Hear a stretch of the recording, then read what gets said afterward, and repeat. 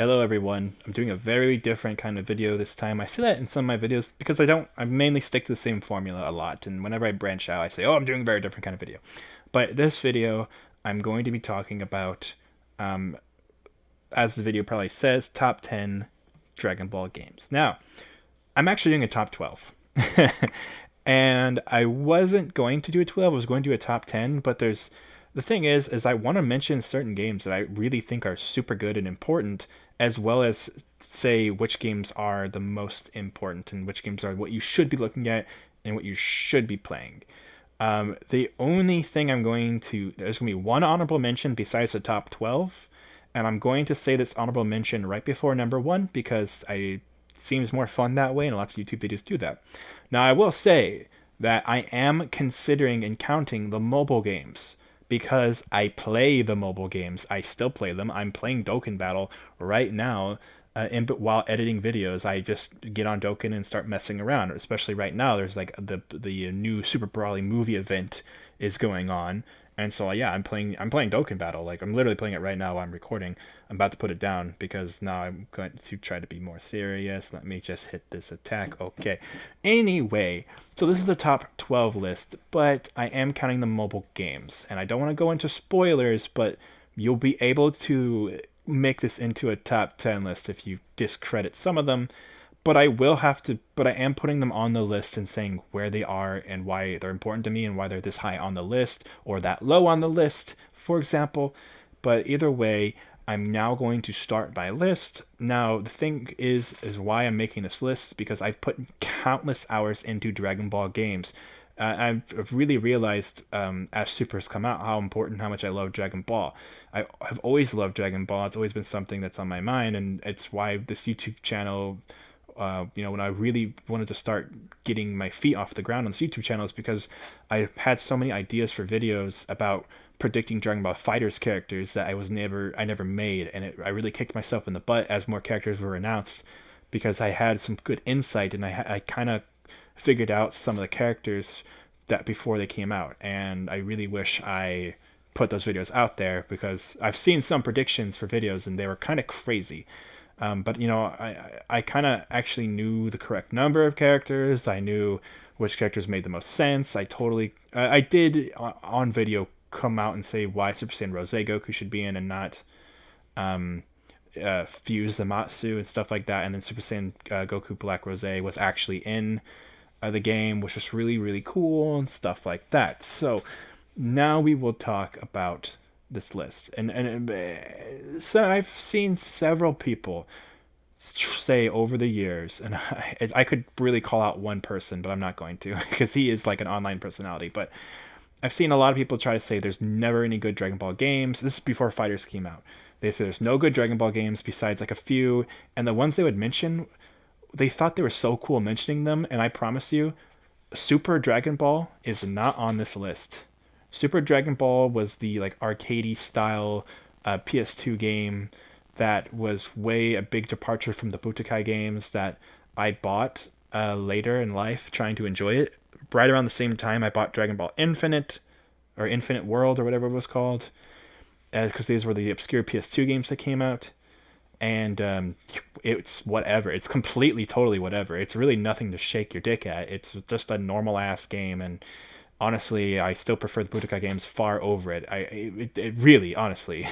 So, yes, I've considered a lot of different games on a lot of different platforms. I've literally played just about every Dragon Ball game besides Dragon Ball Online and the exclusive Japanese arcade games, which I'm not going to comment on. However, like I already said, I am going to be commenting on the mobile games, and I will make one honorable mention right before number one. So I'm going to go ahead and start with number 12. I have a list written out, and hopefully I won't have to change it on the fly. I thought about this very carefully. But number 12, or 10 when you don't count mobile games, is Butokai 2 on PS2.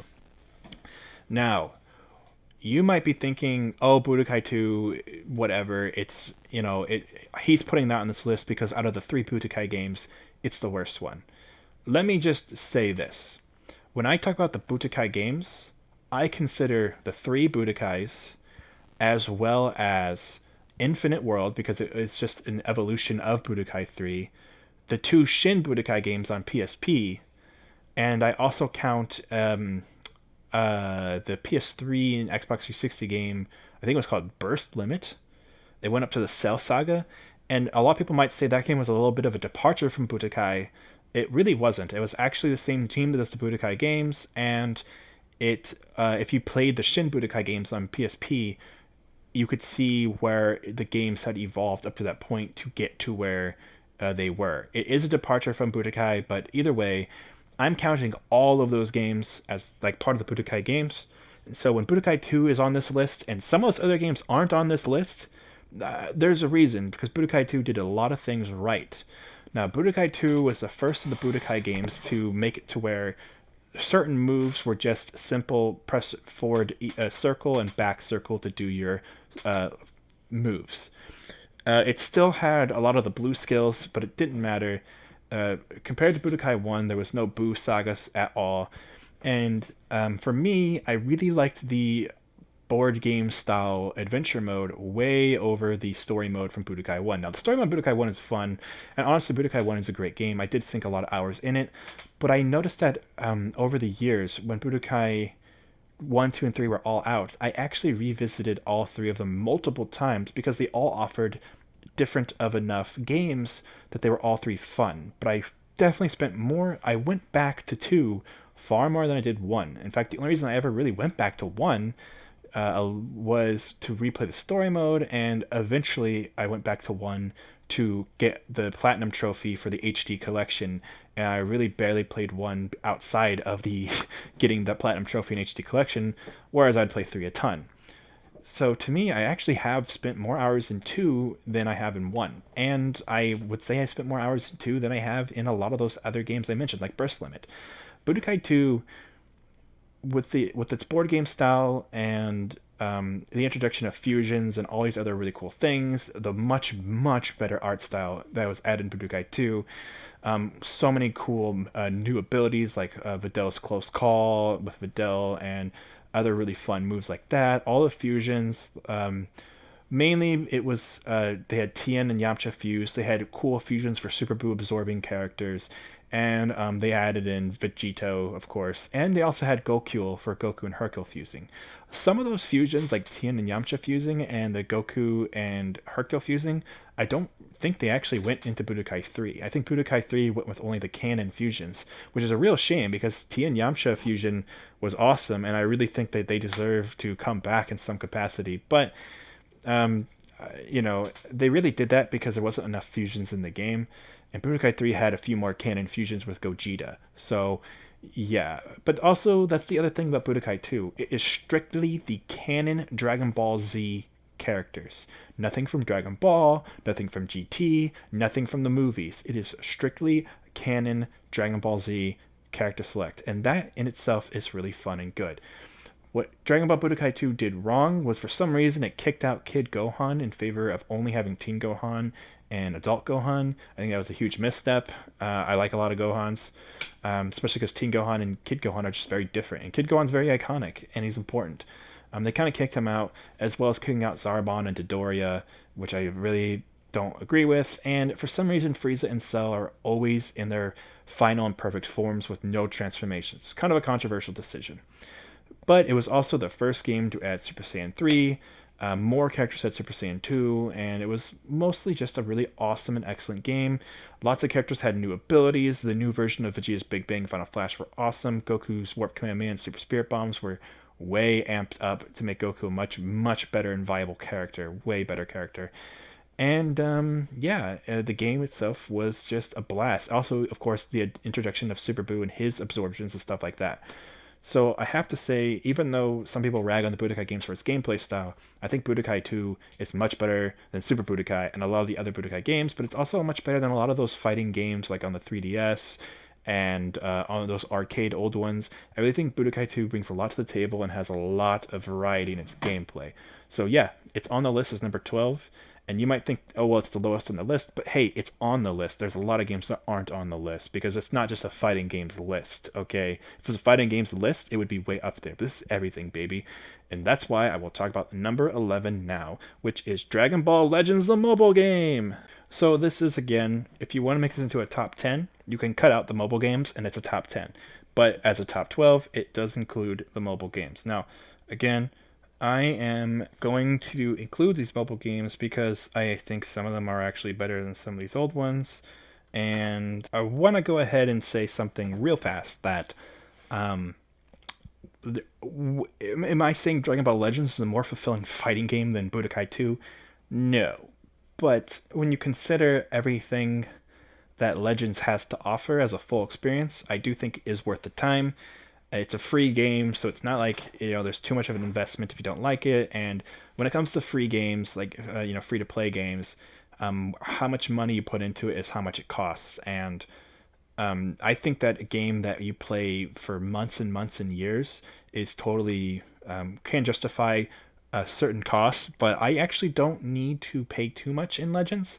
And a lot of times in Legends, the way it's structured is you kind of want to spend all of your crystals or whatever on like one section of the game, because if you get the same characters stacked, it's a lot better than just getting new characters constantly. It's actually better to get characters stacked on top of each other.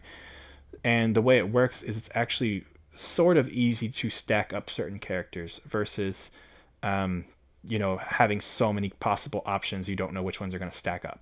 You mostly know what you're going to get. There's lots of different summonings, and they only have a few super awesome characters with a few mid-tier awesome characters, and then a whole bunch of the fodder characters. So and building these characters up isn't that hard, and I have really, honestly, I only spent money on it a few times, and it was because I just was bored and lazy and didn't want to actually grind out to get the crystals. But in other cases, getting crystals was not hard. I was able to get 1,000 crystals to buy or to roll for 10 characters within days. I would do it multiple times a week. It's a little bit harder right now, but you also get if you just play through the story mode, you get so many, and for new players, there's so many story missions by now that it's perfectly viable. And there's, with all the special events going on, all that stuff is perfectly viable. There's also awesome free events for characters, like the Kid Goku and the Youth Trunks from his timeline, where he is training with Gohan and then he can turn Super Saiyan when Gohan dies. That character is a free character that you just have to play a lot to get, and that's really fun. He's really strong, and I have him on my team now. You also have a custom character with Charlotte. He's a Saiyan that you get as your own character. He's a custom character, but he has his own look. However, you can change his design. So far I have Goku's gi for him. I have Vegeta's original Saiyan armor that he wore when he fought Goku for the first time. I also have Future Trunks' clothes, but it doesn't come with a sword. There's also accessories for this custom character. And the only accessory I have is from the Trunks event, where it is Trunks' sword. It's called Tapion's sword, but we all know Trunks got the sword from Tapion, according to the movie with Tapion in it. I can't remember the name. I think it's mostly, I think it's known as movie 13. It's the last Dragon Ball Z movie. And so yeah, you get that. You can get the sword, and so you don't have to put that sword with Trunks' costume. You can put it on Vegeta's armor. You can put it on Goku's clothes, so it looks kind of like when Kid Gohan had the sword.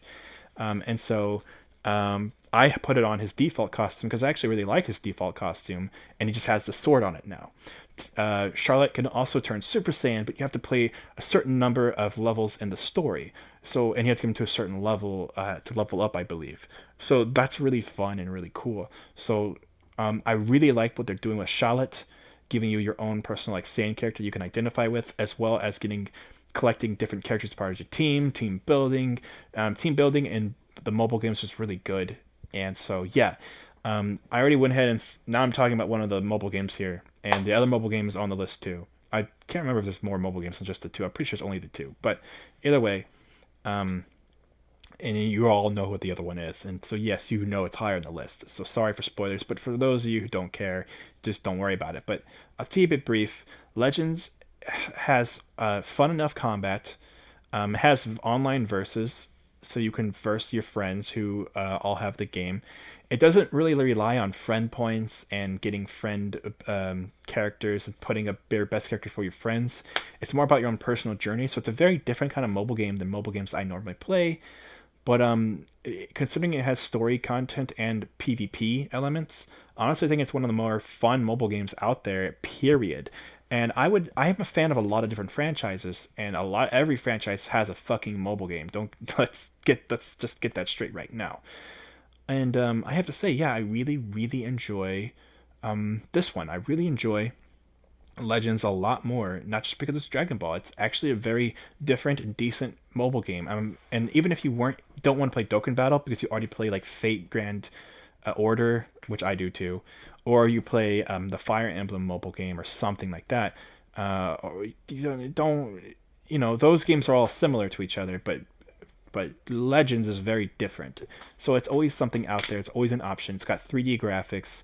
It's a third person with third person camera, behind the camera style. It's 3D. It's a 3D fighter, not a 2D fighter. So it's fun. It's like an actual real time combat fighting game on your phone, and the controls are very intuitive and simple. And I'm really glad games like this exist in America and not only in Japan. So very happy, and obviously for Europe and Spanish speaking countries as well. So very happy that we have this game at all. And it's very fun, and they're introducing new stuff like transforming characters. The first one was Charlotte, and now we're getting a Goku who can turn Kaioken. We have a Brawly who can turn to like a Super Saiyan Rage form, and we have like this youth Trunks who can turn Super Saiyan. So certain characters have transformations, and other characters just kind of start out in their form at all times. That's gonna be really fun when we get like a Goku Blue who could transform into his Kaioken form, something like that. Or when we finally get UI Goku and stuff like that. So it's really fun so far, and I'm really happy with what I have. So yeah, it's exciting, and I really like Legends. So yeah, now I will move on next onto the list, which is Dragon Ball Raging Blast 2. The Raging Blast franchise is basically the Tenkaichi franchise. So when I'm talking about Dragon Ball Raging Blast, I'm not just talking about 1 and 2. I will say 1 is a good game. It definitely was fun, but when Raging Blast 2 came out, it honestly perfected a lot of things in a lot of ways. And it also, when Raging Blast 1 came out, I was kind of disappointed because of the lack of characters compared to the Tenkaichi games on PS2 and Wii.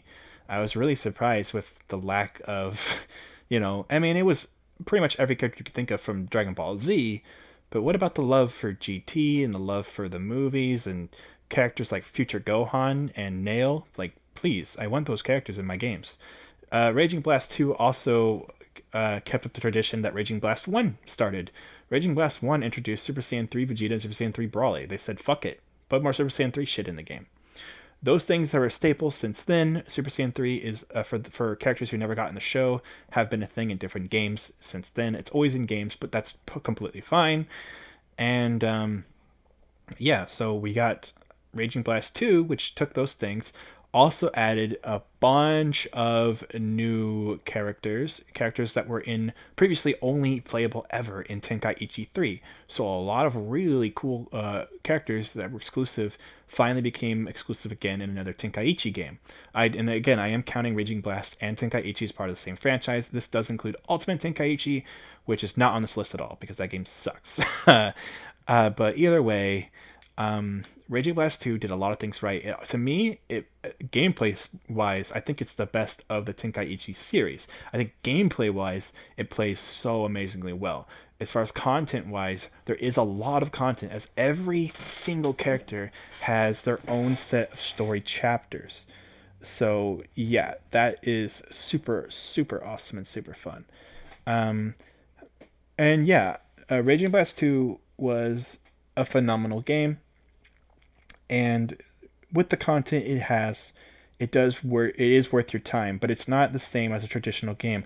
It doesn't really have a story mode or a mode that where you build up your characters or whatever. You build up the stats and stuff, and you boost them that way, and you get unlock transformations, but all that stuff is pretty much already unlocked in the versus mode. In the versus mode, you don't really need any of that shit anyway. So you pretty much have everything from the start, though I do believe there's characters you can unlock playing the story mode. I can't remember which ones you have from start or not. It is really fun. You have like Cooler's minions and stuff like that. You have all the Frieza characters, like Kui is in the game. That usually says a lot. When Kui is a playable character. And I really enjoy how Kui and Nappa have to like fight Super Saiyan 3 Vegeta and stuff like that. That's really fun for me. Um, and yeah, um, lots of really cool stuff. But they also added in Tarble and Hijack. Now, Tarble is from Yo Son Goku Returns. It was like a 2009 or 2008 special where they decided to make an animated like little OVA for Dragon Ball that was based after the Buu saga. And I actually am not sure if it's canon or not. I really am not sure. But it was based after the Buu saga and it introduces Vegeta's younger brother Tarble. So that's pretty fun. It also and Tarble has been mentioned in Dragon Ball Super Broly since then. I don't know if they'll ever put Tarble in Super, but yeah, Vegeta does have a brother. It's just a lesser known character. They also introduced Hijack into the game, which is based off an old OVA that was like connected to a game, and they kind of redid the OVA for it. If you've seen Team Four Star's Christmas special, where the animation was like way better and the anime looked newer, it looked like the opening cutscenes for like the Budokai games and stuff like that. That's what it was. It was from Raging Blast 2. They made like a new OVA just for Raging Blast 2. It wasn't the best OVA, but you know, it's whatever. And yeah, it was a good idea to put this in Raging Blast 2. It was a good idea to redo this OVA that was like an old thing that was tied to like a game back in the day. So yeah, why not?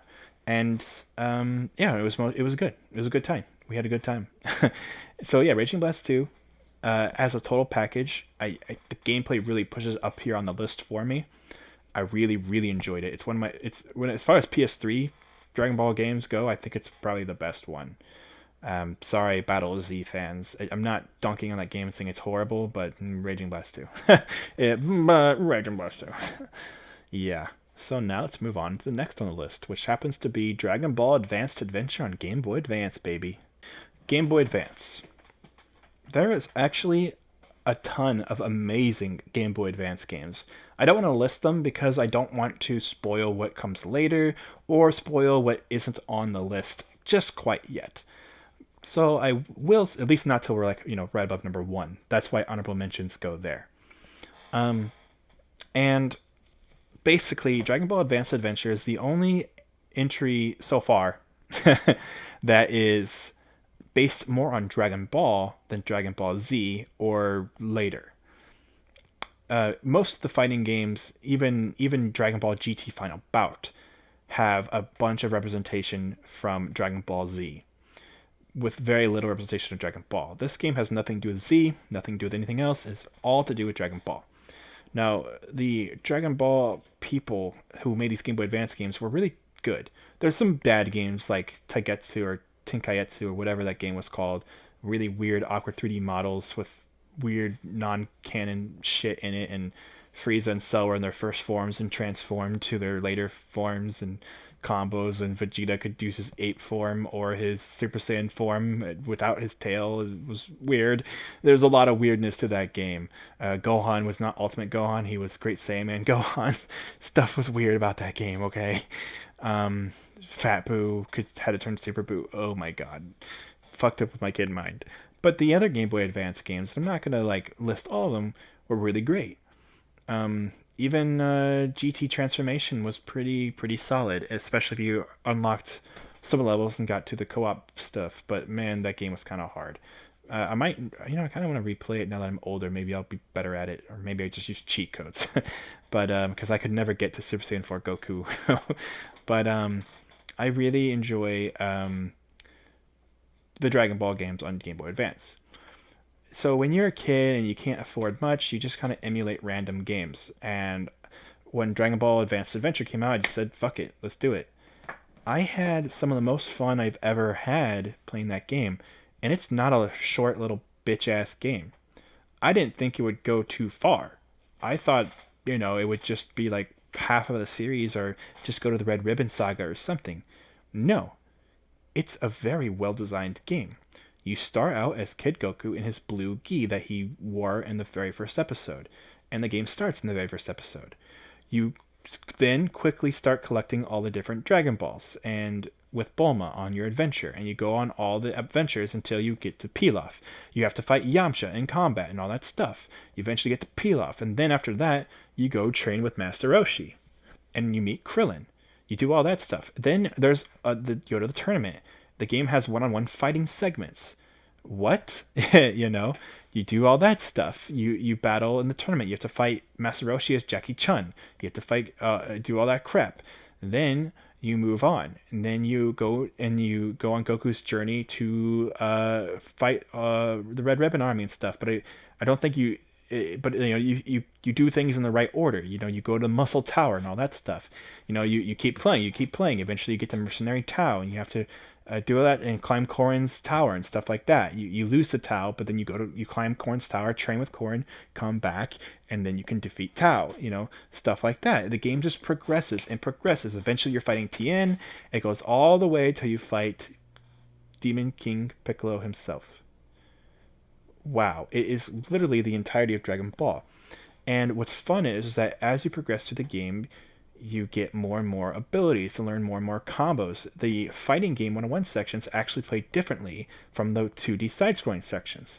Wow, really, really good stuff. I can't believe how much is packed in this game. It really is the perfect game for Dragon Ball. And if you are trying to experience Dragon Ball without having to watch the entire show first, this could give you a good rundown of what to expect and what to appreciate about Dragon Ball, especially if you're already a fan of Dragon Ball Z and you haven't actually even watched Dragon Ball. You know, it's good to experience the entirety of Dragon Ball and not skip the Dragon Ball. But, you know, in America and maybe other countries, I don't know exactly how it worked in the UK and stuff like that. You know, we kind of got a little bit of Dragon Ball and didn't get Dragon Ball later until after Z was in, like, the Buu Saga. So it might be good to play this game if you haven't experienced Dragon Ball, and you might learn a lot.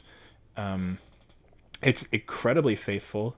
It cares more about being a Dragon Ball game than being a platforming game or whatever. It cares way more about being accurate to the show than it does being this game with Dragon Ball skin over it.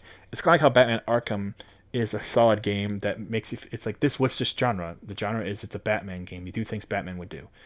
That's the Dragon Ball Advanced Adventure game.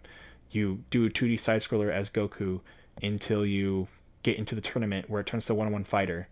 And once you beat the entire game, and as you progress, your Kamehameha gets bigger and bigger and bigger and stronger.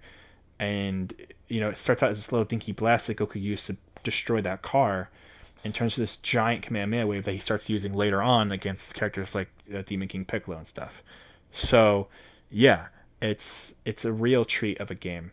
And when you do beat the game, you play through the side-scrolling sections and the fighting sections as Krillin all over again. And his combat is slightly different. Not too different, but it's really cool to see Krillin get that love that he really deserves. Because, you know, we don't get to see Krillin as an equal fighter alongside Goku that much anymore. And when I think of, like, if there was like a teammate, you know, Krillin is Goku's best friend. And that should remain the same no matter what. Even if Krillin starts getting downplayed considerably later on in the Z and even in Super, he deserves some attention. So I'm glad that for a game based on Dragon Ball, they give Krillin the attention he rightfully deserves. And so yeah, it's just honestly a super solid side-scrolling game with lots of beat 'em up and fighting elements. It's one of the most satisfying Game Boy Advance games out there, period. I think anyone who is a fan of Dragon Ball should play this game. Anyone who's a fan of Dragon Ball Z should play this game. Anyone who's like a fan of Game Boy Advance and has a Game Boy Advance that still works and stuff should play this game. So, yes, Dragon Ball Advance Adventure, fuck yeah, all the way. Totally deserves to be on this list. It's amazing. Amazing game. Next up on the list, this is one you all know and love. Tenkaichi 3. Need I really explain why this game is on the list? Of course not. Everyone knows Budokai Tenkaichi 3. Now, I already mentioned Raging Blast 2 on this list and said it's probably got the best combat of all of the Tenkaichi games, period. That being said, what Tenkaichi 3 brings to the table is so well worth it. I have rebeaten the story in this game multiple times. I have deleted save files and restarted multiple times. I enjoy the story mode so much. I enjoy unlocking the characters so much. It is one of the most fun experiences. It's probably the best recreations of the Dragon Ball story I've ever played. I really, really sincerely adore Dragon Ball Z Budokai Tenkaichi 3. Long ass name, fun ass game. Um, it's just it seriously is that good. The best part of Tenkaichi 3 was that it decided the Tenkaichi games was the first time they decided to make two different versions of Future Trunks and two different versions of Vegeta, with the evil scatter Vegeta and the one Trunks in the armor, one Trunks with a sword. This is cool because in the Budokai games they decided to make it to where your characters changed depending on what skills you give them. So you could make your Vegeta Saiyan Saga Vegeta. You could make your Vegeta Buu Saga Vegeta. In Tenkaichi games, they had different moves for your different forms. You didn't change your skills. Instead, it was just a series of different characters.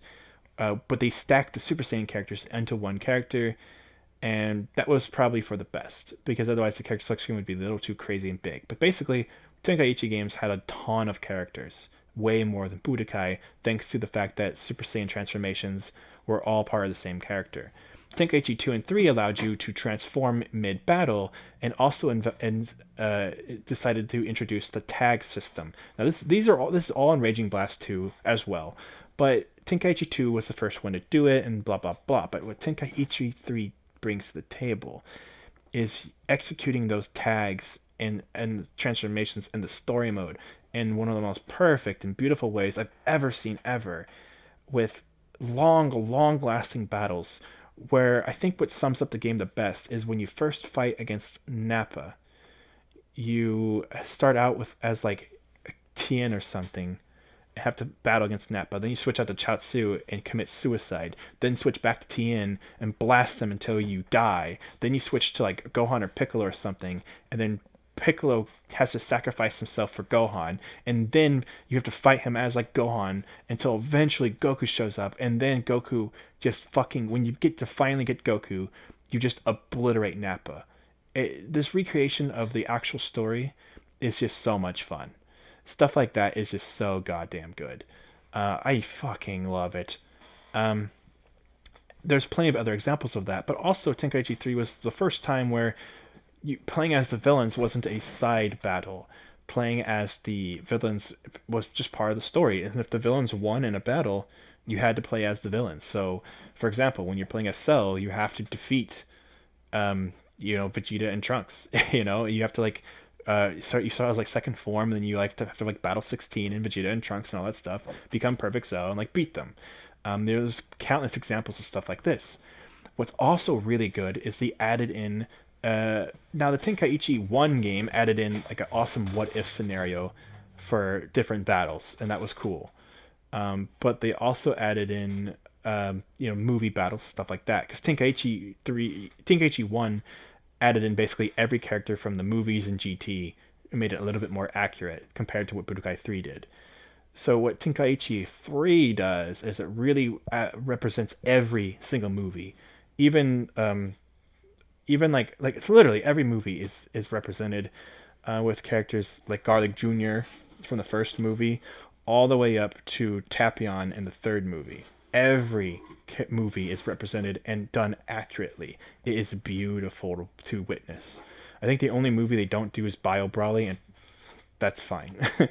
But they even do like World's Strongest with like the brain robot guy. Like, it's fucking beautiful. Characters like King Vegeta are in it, and Fasha from Bardock's team, which comes into these awesome what if scenarios where they have like the entirety of the Saiyans all battling the Frieza army characters and stuff like that. It's really, really fun and really, really cool. Another fun thing, pretty much every Saiyan, Turles and Raditz and Nappa, Bardock and Fasha, and all of them have grade 8 forms that you can control and play as. But you can also control Super Saiyan baby grade 8 form and stuff like that. So it's just a blast to experience. I think even Kid Goku and Kid Gohan have grade 8, but I could be wrong about that. I don't remember. But I think at least Kid Goku could go grade 8, but I don't remember. There's also a little small story mode for Dragon Ball, and this game has the most of the Dragon Ball characters in any of them. Tenkaichi 3 has a lot of Dragon Ball characters, and they're all part of the game. It also lets you play as like King Cole and stuff like that. So you can have like Vegeta and King Vegeta versus Frieza and King Cole and stuff like that. Like the lore in the games, like the timeline, like it lets you go all the way back to the very beginning, like before Goku was born. Lets you go when Goku's a kid with all the Dragon Ball stuff. Lets you go to Dragon Ball Z, and then it has like a really really solid and full on story for GT as well. GT's all in its own one story, but it has all this representation for GT. It's a beautiful experience. And some of the super moves are amazing. And let's not forget, what I was trying to bring up earlier is that in Tenkaichi 1, they added in the ability to play as Vegeta and Vegeta Scouter. You can play as Trunks and Trunks with a sword. Tenkaichi takes us to the next level. Tenkaichi 3 has early Goku, mid Goku, and final Goku. Now, early Goku is literally Goku and it's like Goku and Kaioken Goku, and that's all it is. And that's really fun. Then it has and like that version of Goku has like a tiny spirit bomb. That's all he has. He has like a tiny spirit bomb. That's his big super move at the end. Then he has mid Goku, which is when he fought against Frieza, and you have Goku on like Namek when he's super strong before he can turn Super Saiyan, and then you have Super Saiyan Goku. And what I love about this is what they do with this is they have Super Saiyan Goku against Frieza, and then they use that same Super Saiyan Goku against the androids at the beginning. Then it turns to End Goku when you fight Cell. And End Goku has Goku, Super Saiyan Goku, Super Saiyan 2 Goku, and Super Saiyan 3 Goku. This is fun because they all have very different moves. Super Saiyan 3 Goku has the Dragon Punch, for example, because that's what he did in the movie with Tapion in it. Super Saiyan 2 Goku, I think, just has a Super Kamehameha, but regular Goku does like the giant Spirit Bomb where he turns to Super Saiyan and explodes it on Kid Buu, stuff like that.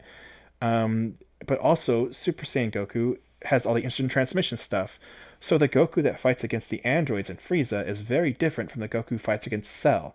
And Super Saiyan Goku is treated like the Goku who fights against Cell. And Super Saiyan 2 Goku is treated like the Goku who fights against Majin Vegeta. And Super Saiyan 3 Goku is treated like the Goku who fights against like Tapion, but you could also consider it like against, Majin Buu and Kid Buu and stuff like that. So all these versions of Goku, you really have every version of Goku you could find imaginable. Then of course it gets to GT with GT version of Kid Goku and all of his Super Saiyan transformations, as well as Super Saiyan 4 Goku. So the representation, and of course that same representation is given to Vegeta. There's early Vegeta when he fights against Goku at the Saiyan Saga, and that's the version of Vegeta you also get during like the Namek Saga. Then there's mid Vegeta that's where he's wearing the Saiyan armor and he's doing all the Android Saga stuff where he has Vegeta and he has Super Vegeta. Then it gets to Vegeta from the Buu Saga where he has Super Saiyan 2 and stuff like that. And then of course we have Majin Vegeta as well as GT Vegeta where he can turn Super Saiyan 4, and there's also Baby Vegeta. So again, and Gohan same way. Kid Gohan, Teen Gohan, Adult Gohan, then there's a totally separate form different from the Adult Gohan where you have Mystic Gohan as his own character. Then of course there's Great Saiyaman Gohan. I love and I think there's just early and end version of Piccolo. So instead of having a transformation where he like turns to fuse with Kami, this is Piccolo at this point in the series, So the way they treat the transfer, it's like same with Ultimate Gohan. They basically decided Ultimate Gohan wasn't a transformation. Dragon Ball Super decided that was the transformation, but before Super came out, we were kind of iffy on how that worked. And yeah, so they did this awesome thing where Gohan was just like that. And same with like Majin Vegeta. Like Majin Vegeta can't de-transform or turn into not Majin Vegeta, so he's his own character. Stuff like that was really, really fun and really, really good. And then of course like if you played as Goku, you could also do stuff like turn to Vegeta or Gogeta or Super Saiyan 4 Gogeta and stuff like that, depending on which characters you were using. So the fusion stuff was really cool in that game too. It's just a fucking fabulous game. It also had all these alternate costumes. So like Goku Mid had like the Yadarat costume that he crash landed in, but early Goku had like where he fought against Raditz with no shoes on and no under blue shirt.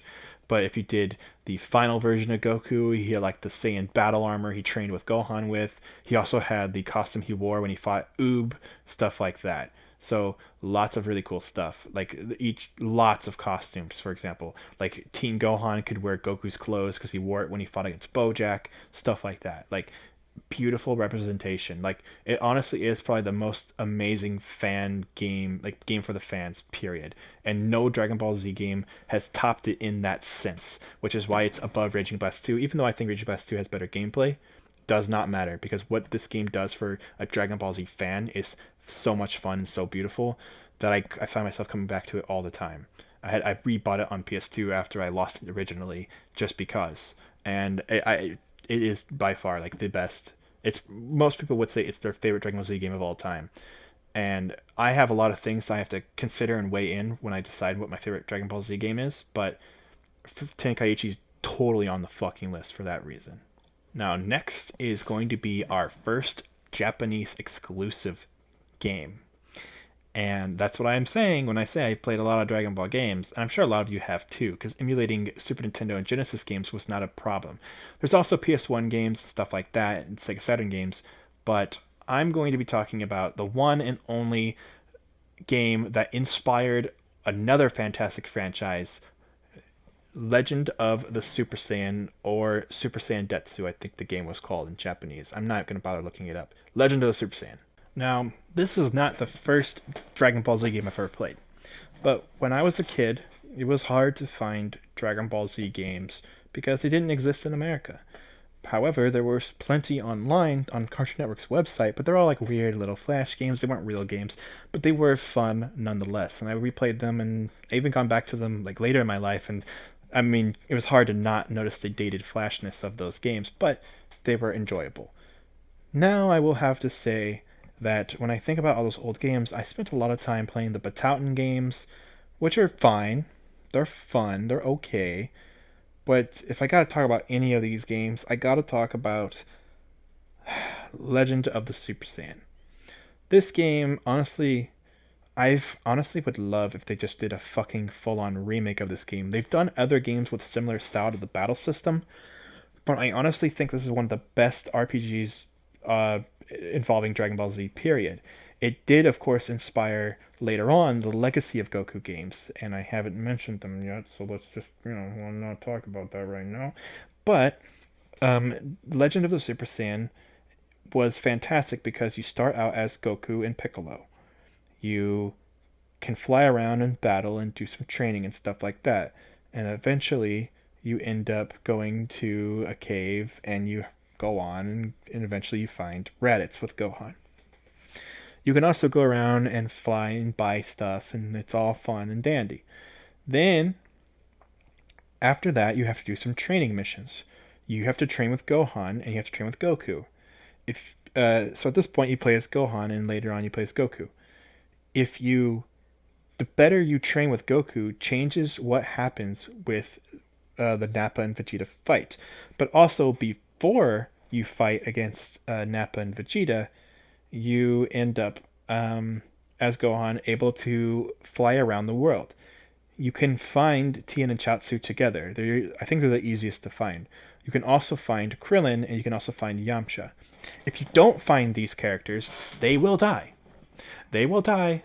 Nappa will kill them before the battle even starts, and they're gone for the rest of the game. However, if you do get these characters, they only die if you let them die. The game at this point treats it as if Krillin, in the actual show, Krillin is the only one who survives the battle with Nappa. However, and because of that, Gohan and Krillin go to Namek together. However, in Legend of Super Saiyan, if Yamcha and Tien and Chiaotzu survive the battle thanks to your instruction, they will go to Namek with you. However, if they die or Krillin dies, they won't go to Namek, which means not even Krillin will go to Namek if you let him die. The only thing that happens is with Gohan and Piccolo. They're the only two characters you have to have, and if you don't have those Earthlings with you, you will go to Namek as Gohan alone. never fret, because on Namek there's other characters. There's two Namekians who fly around and help you before you fight off with the Ginyu Force, because you have to go on an adventure to get all the Dragon Balls as Gohan. It has some kind of like made up shit in here where you have to fight against Kui, you have to fight against Dodoria and stuff like that. You also get the Vegeta card. With the Vegeta card, you summon Vegeta to help you at any point in time. However, if you do it too early, he won't save you. He won't join your team later. However, later on in the game, Vegeta will join your team, and that's really fun, especially if you only have Gohan and some of your Earthlings have died at this point. If you have, when Vegeta does join your team, if you do it correctly, then he will, first of all, he'll be a part of a secret bonus battle at the end of the game, but also Vegeta will, he'll be on your team and all, but he might not be as cool as you might think. For example, if he dies, I don't think it's game over. I think he's just gone, like Fire Emblem, permadeath. So that sucks. But however, Vegeta is super strong, so that's really helpful. But another thing about Vegeta is he can decide if he wants to attack or not. He won't always attack. So giving him your best card, your best attack that you have in your deck, might not always work out because, yeah, he might decide he just doesn't want to fight. And that's another thing. Not only does this game have an HP system and attack points and all that stuff, but also has a card system. The cards are to let you decide what attack they do, and they have different powers. So it's not only is it just different cards, but they also have different powers. It goes up to like 1 to 7, then Z, with Z being the best. If a character's card, they get a key card, then they can use a key attack, and that goes with like your key gauge or your MP gauge. So if you have like a low level key card, you might just want to give it to like Krillin or something, and just let him shoot like just a normal key blast, or maybe just a weak little Kamehameha or something like that. But if you have a very high level card, you might want to give it to your strongest character, either Gohan or Tien. Tien's a super powerful character in this game. If you have Tien alive at the Namek Saga, go ahead and give Tien the ability to go to his split form where he makes 6 forms and they all shoot Tri-Beam at once. It's fucking awesome. Krillin has his level 3 from Fighters, which I haven't talked about that game yet, where he makes like the explosion of different key blasts go all over the place and kills multiple enemies on screen, which is awesome for when you're fighting a horde of enemies and you just want to clear them out. Be like, Krillin, I don't need your key attacks for a boss later, so go ahead, use your key on these wave of enemies. Just kill 5 enemies at once with your fucking awesome attack. Level up faster, then you can just kill enemies to grind for level ups later, just by like doing normal attacks. It's totally viable and fine.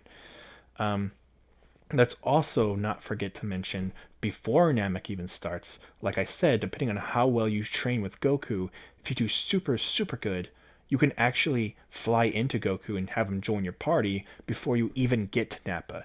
Meaning that you just walk up to Nappa and Goku can just obliterate them, because Goku trains so fast that he was able to come back home before the battle with Nappa. If you do poorly, however, you'll have to actually defeat Nappa completely on your own without Goku, and then he'll show up to fight against Vegeta. If you do, most of people will probably get not a perfect run. But there's been times where I fought, when I got Goku was having a really hard time against Nappa, and Goku was really basically just as strong as Gohan and Piccolo at that time. It really was a bummer. However, and also you have like a set number of attacks before he comes, so you might have to be very careful before the time you get Goku. And basically, like, by the time you but also if you do really good, Goku is like can obliterate Nappa, but then he has a hard time with Vegeta, which is kind of similar to how the show really was. But other times Goku can just, he can really knock the shit out of Vegeta depending on how strong you manage to get Goku to be. The problem is with the training segment with Goku is that it really depends on your cards, so it's almost random unless you're willing to turn off your Super Nintendo and reload the save every time. Now, most of us are going to be playing this through emulation here in the States, so you'll have to, turn off the game and you can just load up your save state over and over and over until you get it. So it's a little bit faster, a little bit easier to get that perfect run. And yeah, so you can get a really, really powerful Goku, and it really makes a difference. Seriously, the battle with Vegeta can be really fucking hard or really easy. There's been times where I just beat the shit out of Vegeta with Goku. There's other times where you have to actually use Gohan's card that turns into a Great Ape. If you manage to not use this card on Vegeta, you can actually turn to a Great Ape later on the Namek, I believe, and you can just pull this out with Gohan at any time to make a boss battle go really easy. It's like you have this instant nuke ability. It's just fucking beautiful and brilliant. Um, you of course also have, yeah. So and then when you get to Namek, by the time you have Vegeta, you're probably getting to the Ginyu Force segment of the game. Once you beat them, you have Goku back. But Goku, you do have to let Goku heal before you go fight Frieza. And then, of course, you have Piccolo eventually comes during the Frieza battle, and at that point, he's so powerful. But you also get Nail. You like I said, you get to team up with those two Namekians, but they eventually leave your party before you end up fighting against Frieza, and I believe they leave your party before you fight the Ginyu Force. I think they leave your party before you get Vegeta. But eventually Nail joins your party, and of course Dende's the part of your party too, but Dende can't get hurt from combat. And when you have those characters, you only use 5 characters at once, so characters like Chaozu never actually go out and fight, which means they never go out and die. So characters like Chaozu and Yamcha you won't even use all the time, especially once you have Nail on your team. Once you get Piccolo, if Nail's still alive, he can fuse with Nail. However, Piccolo can also fuse with Dende. When Piccolo fuses with Nail and Dende, if that's what you choose to do, then Piccolo will be so powerful, he'll actually be beyond anyone else's power level, because there's a limit that caps off where Vegeta and Gohan and everyone else can't get any stronger, and Piccolo can go past that limit. The only other character that goes past that limit is Goku when he turns Super Saiyan. Now, the fun thing is about Goku and turning Super Saiyan is that he only turns Super Saiyan if someone dies. Now, if Gohan dies, if Piccolo dies, it's game over. But if Chaozu, Tien, Yamcha, or Krillin die, he'll turn Super Saiyan. Now, there's a great thing you can do here, because you have so many characters in your party that not all of them will be used. But if you only sit out Chaozu by himself, it's only a matter of time before he dies. If Chaozu dies, Goku will straight up turn fucking Super Saiyan. You can also make it more accurate and just send out Krillin, and also you might just be fighting against Frieza, and eventually someone will die, and it will happen to be one of the Earthlings, and then Goku will turn Super Saiyan, and the battle will be more like the show. But yeah. Also, it's fun to note that the battles against Frieza in his different forms are still accurate from the show. When it gets to his level 3, you just fly around, and the boss actually comes to you, and you don't know when you're getting it in a random encounter, or if it's Frieza's 3rd form. You actually don't know. So that, again, is one of the most fun elements of the game. If you do all of this correctly, then, and what I mean by correctly is, you have Vegeta on your team, and you get him to max level, and you have Goku on your...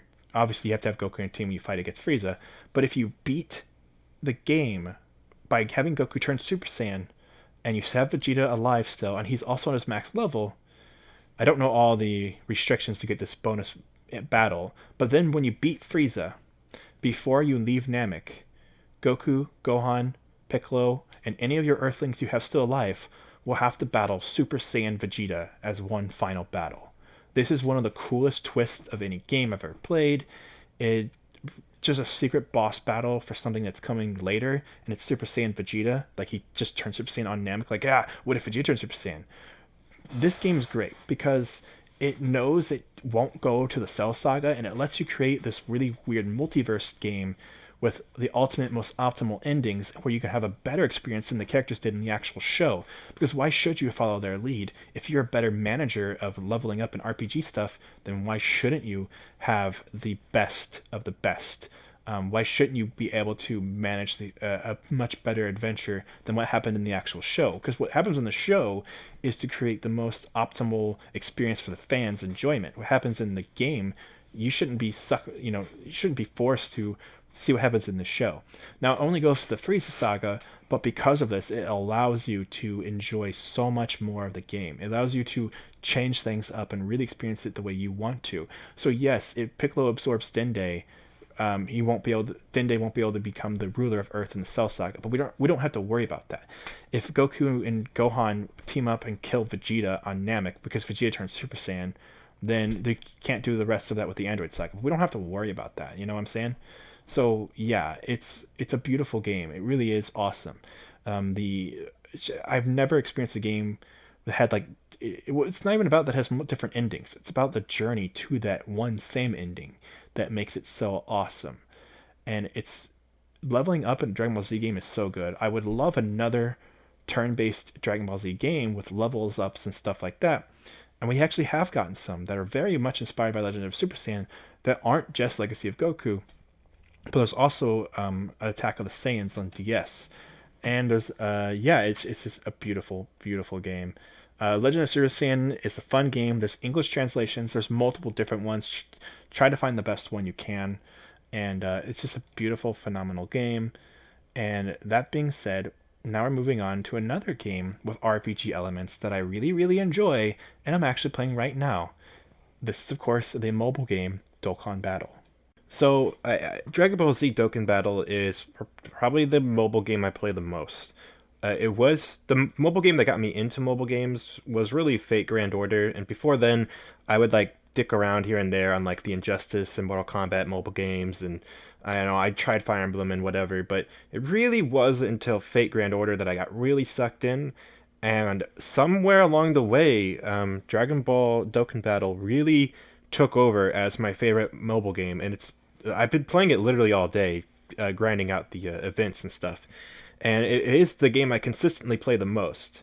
And it's just something as simple and fun about the combat with the key orbs being different colored and trying to match out like the best possible combination of colors to really get in there. I just beat one of the really tough missions that might not be as tough for some people, the Extreme Z level 30 Fury Brawly mission. It might not be that tough for everyone, but my movie heroes category of characters, I don't have LR Super Saiyan 3 Goku, that's a tech. I don't have, I have the Great Saiyans somewhat up, but I don't have them all the way maxed out rainbowed LR yet. I kind of neglect doing that because it's kind of boring.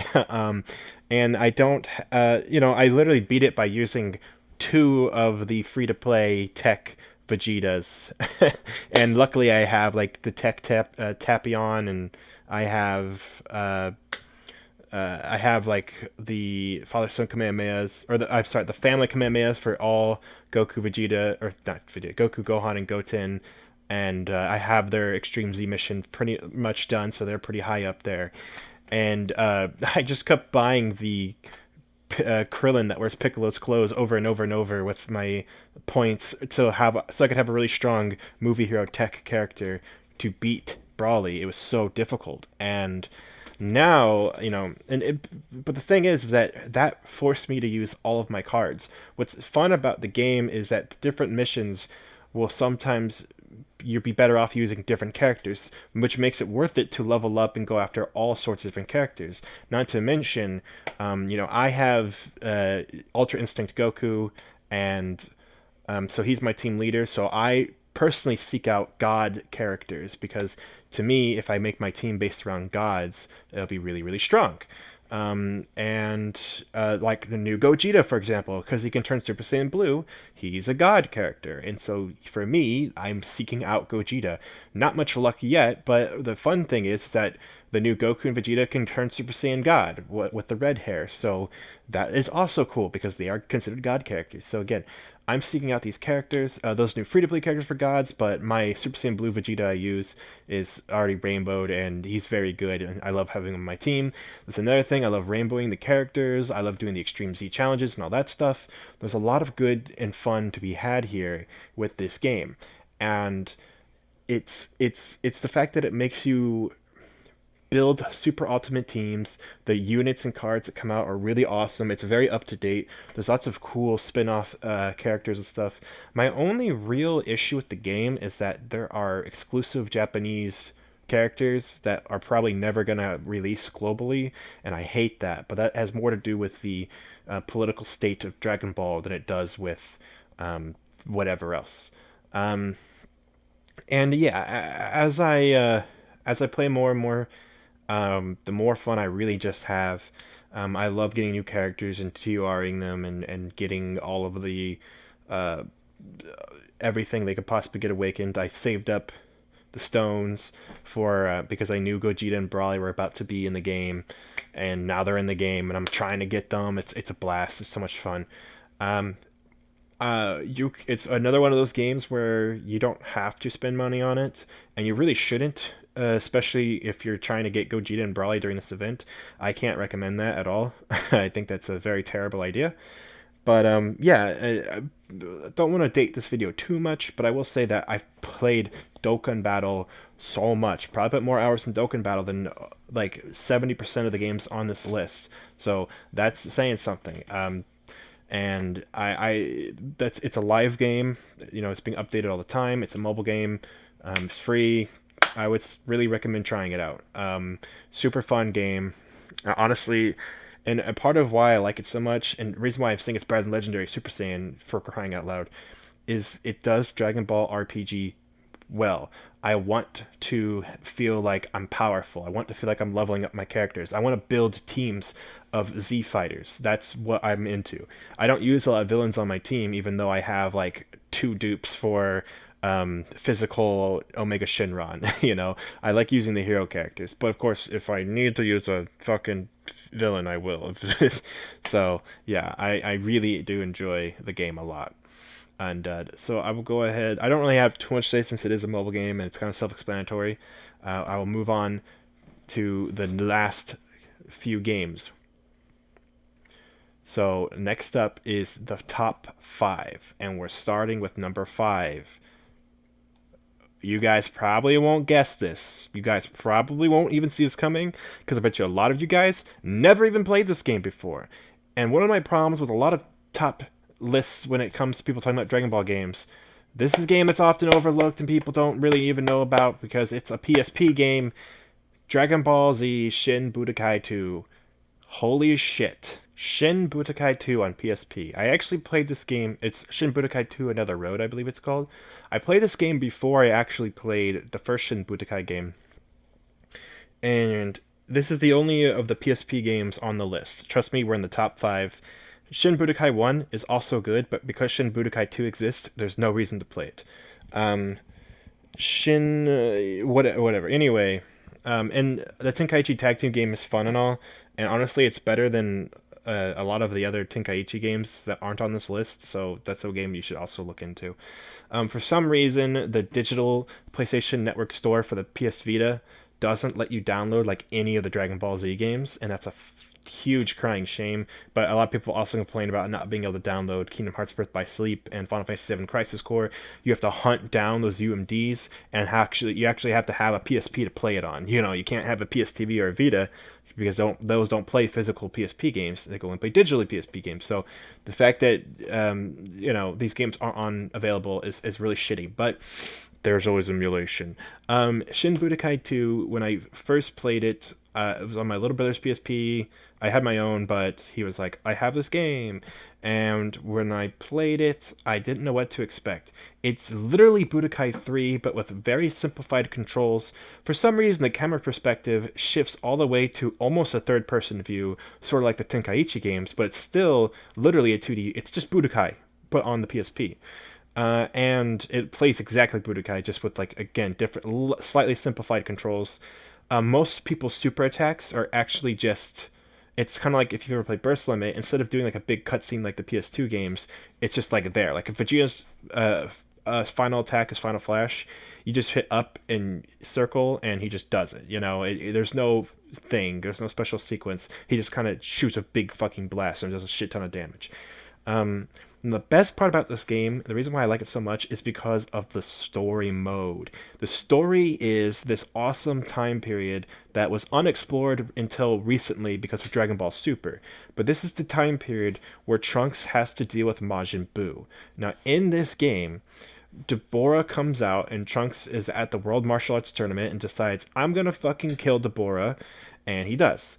But eventually Majin Buu comes out because Babidi has decided to bring back different fighters from Trunks' mind or whatever, and Trunks can't fight them all alone. Trunks then goes back in time, except for he goes to the Buu Saga instead of the Android Saga. So Trunks goes to the Buu Saga and grabs Goku, Adult Gohan, Vegeta, Trunks, Goten, Android 18, and Piccolo.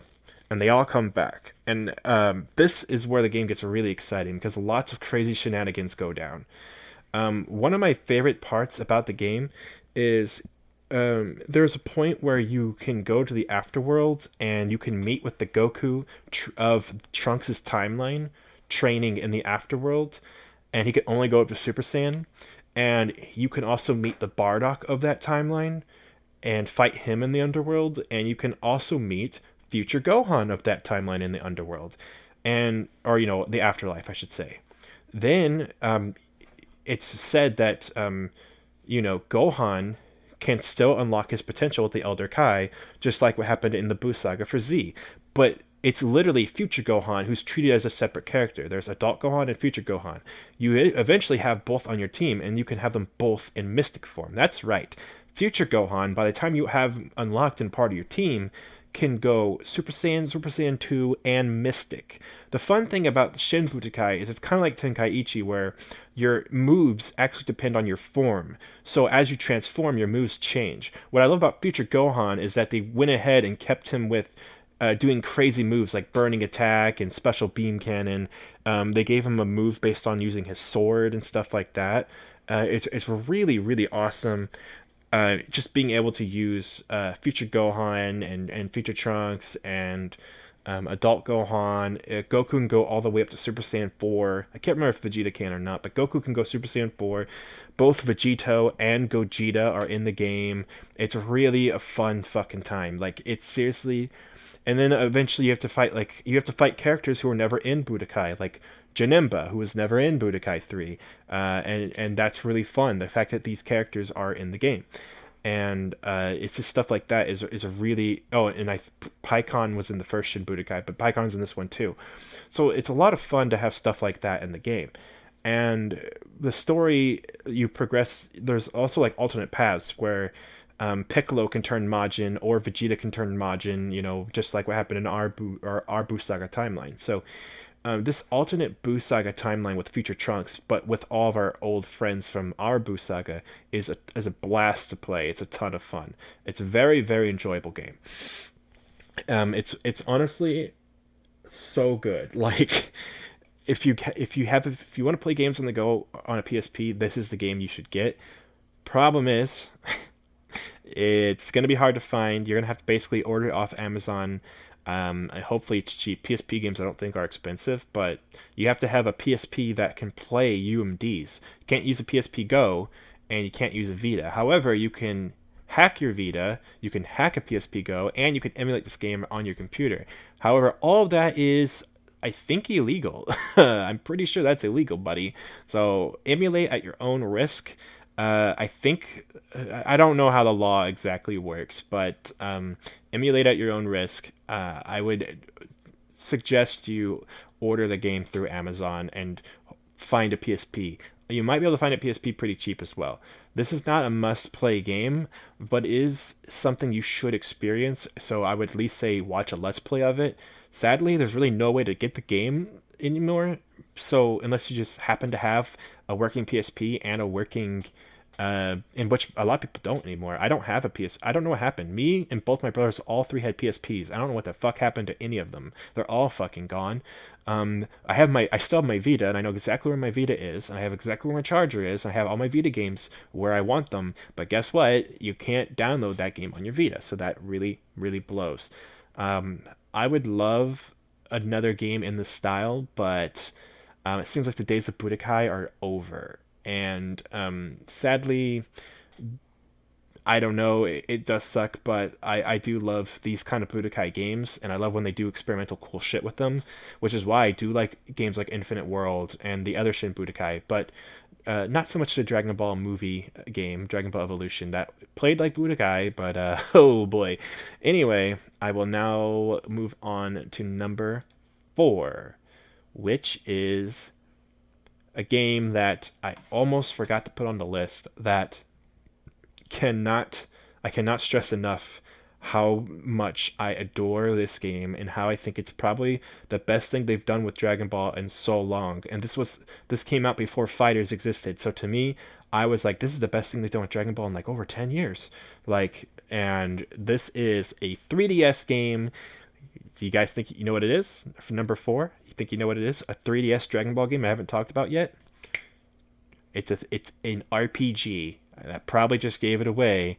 Dragon Ball Fusions. Dragon Ball Fusions is one of those games that everyone wants and is one of the best ideas we've ever had ever, and it just is amazing.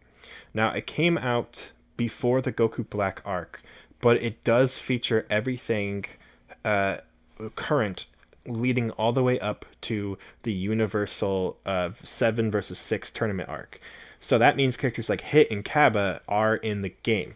However, what the game more is about is everything before that. Now, there is God and Super Saiyan God, Super Saiyan, and stuff like that, but that's not really what the game is focused on. Now, the game starts, it lets you create your own custom character, and there's really no point. Most of the species have like a few starting different attacks, but you can learn different attacks throughout the game. I can't remember what the point of the species stuff really was, but you have to create your own character. And the best part about it is that you can fuse with literally any character in the game, which means if you find a really strong character that's already like a Super Saiyan or something, you don't have to worry about it, because a lot of Super Saiyan characters don't fuse with other characters. And that's what's kind of weird about the game, is that all the fusions don't always have power-ups. But considering the full cast of characters, there's a lot, and it's really cool what they've done with it. You know, it has a lot of the movie characters like Brawly and Cooler in it, but it also has GT characters. What I love about the game is that your starting team consists of Goten and Trunks, which is like, of course, because everyone knows their fusion of Gotenks. So that's a good idea. And then one of the first villains you fight is Raditz and Nappa, and they do the fusion. They don't just do any old fusion, they do the fusion dance. And so they are basically doing the same style of fusion as Gotenks. So it's Gotenks versus, I forget what it's called. I think it's called Nappets or something. And that's really fun. And alongside your custom character. You have a 5-man party, however, and you also get Kid Goku to join your party, which is really neat. Now, it's kind of weird because Goten and Kid Goku look very similar, but it's really fun that they give you the 3 kid characters, and one of them being Goku, who doesn't know anything about anything yet. It's really, really cool getting Kid Goku along your party super early on. It's so much fun having these like kids on an adventure together. And it doesn't take too long before you meet up with Pan. And now Pan is no stranger to Kid Goku, but this isn't the Kid Goku that she knows. This is the actual Kid Goku, not Goku who's lived his entire life and then returning back to a kid with an adult brain, which seems weird. Yeah, Kid Goku, and with Pan, and then you eventually get Bola or Bra if you are a fan of the Japanese name, which is cool because like these are the 2 characters from GT. So you get the 2 kids from Z, the 2 kids from GT, and you get the main kid himself, Goku. And as you go along your journey, you unlock more characters. Well, the cool thing is that right off the bat, characters eventually can fuse, and it's not the fusion dance that Goten and Trunks normally do. It is a fusion that makes you fuse this character as long as you want to be, and you don't defuse until you take off this like bracelet thing they have on your arm. Once you do that, then you can defuse. So Goten and Trunks have a more permanent fusion it's still called Gotenks, but it looks a lot different. And the fusions look more like the Potara fusions, but you still have to do the fusion dance to get it to work. And what's really fun is that there's a lot of combinations. So yes, you can do Goten and Trunks, but pretty early on you also get Krillin, and Kid Goku and Krillin can fuse together, and that's a really fun character. And then you can make Pan and Bola fuse together, which is really fun too. And as you progress, there's more and more fusions. Of course, on the box art, the cover is Goku and Brawly fused together, which they had to do that, of course. And unlocking actual Goku and actual Vegeta does take a long time. But when you do that, I did have like Teen Gohan and Trunks unlocked. I had like Teen Gohan fused with with like Kid Goku at one point, I believe. But also you could have like Trunks fused with Vegeta and stuff like that. You can have Jacko fused with Trunks as well, which I did for a little bit. You can get Arale from like Dragon Ball, but really from Dr. Slump. You can have her fused with Android 18, which is a lot of fun. You can do a lot of fun stuff like that. You can also get like characters you would not normally expect. And you can also get characters from like the Ginyu Force and fuse like Birder and Jace together and stuff like that. And you have to fight characters like that too. Frieza and Cell will fuse together and you have to fight them. Lots of fun stuff like that. So there's a ton of fusions that just make your imagination go crazy. In fact, I kind of want to pick this game back up again and play it all over again because it's seriously that fun. And I would, oh my god, please make a sequel to Fusions, please. Mainly just because I want a new game. There's a few flaws with the game that I think could be ironed out and it would make one of the best Dragon Ball Z games ever made, period. I want to say this right off the bat. It is turn-based combat, but it's got a really unique system where it's 5-on-5 in a giant ring, and you can knock enemies into each other and they ping-pong bounce off each other. And you can also do like super attacks, regular attacks, charge your ki, do all sorts of stuff. And because there's so many units on the battlefield, it creates these really fun, dynamic battles that it's unlike any other RPG I've ever really played. And I really enjoy it. It makes me feel like Dragon Ball Z. So, and with all the fusions, the characters getting stronger and stronger, it gets really, really fun. And it gives you a reason to keep unlocking new characters because even though your party size becomes massive, you can fuse all these characters and have a really good time with it. It's also fun that every time you meet a character, a lot of time they're from different time zones. So like when you meet Videl, she's like specifically the Videl and Gohan who trained before Boo ever showed up. So, it's that Gohan and Videl, but there's also Teen Gohan, and there's also Pan from GT. Pan from GT can fuse with her much younger mother, but it's back when her mom was a teenager and stuff like that. So very, very fun stuff that is introduced in Dragon Ball Fusions that I have to say it really is. It's probably the best RPG I can think of besides maybe one other game, and that would have to be number 3 on this list. So what's the other RPG, the only RPG I consider to be better than Dragon Ball Fusions? Remember, I already said it's better than Legend of the Super Saiyan. So what could it be? Well, number 3 is a part of a franchise that was inspired by Legend of the Super Saiyan, that being the Legacy of Goku games. But it's not Legacy of Goku. No. That game is definitely not on this list. It's not Legacy of Goku 2, which is also a fantastic game, and I would have to say is going to probably be an honorable mention. But I have to say I enjoy a lot of these games more than that. And also Boost Fury is just so much better. And that is why number 3 is the third Legacy of Goku game, Dragon Ball Z Boost Fury. Now that we're in the top 3, these games should really become as no surprise as they are all god tier legendary games. And if you've been paying attention to what I've already said, a game like me, when I say something like Boost Fury is the third best Dragon Ball Z game and I've ever played, that should not surprise anyone. But I will say this. A lot of people do consider Legacy of Goku 2 to be better than Boost Fury.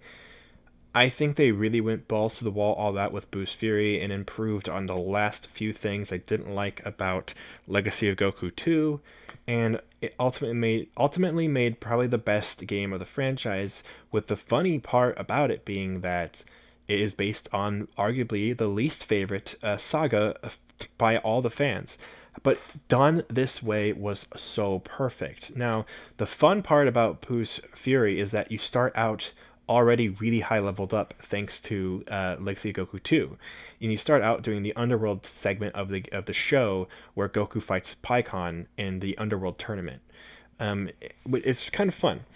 You can level up Goku that way, and that's pretty much serves as a tutorial before you switch to Gohan, where you have to run around as the Great Saiyan Man and beat bad guys up.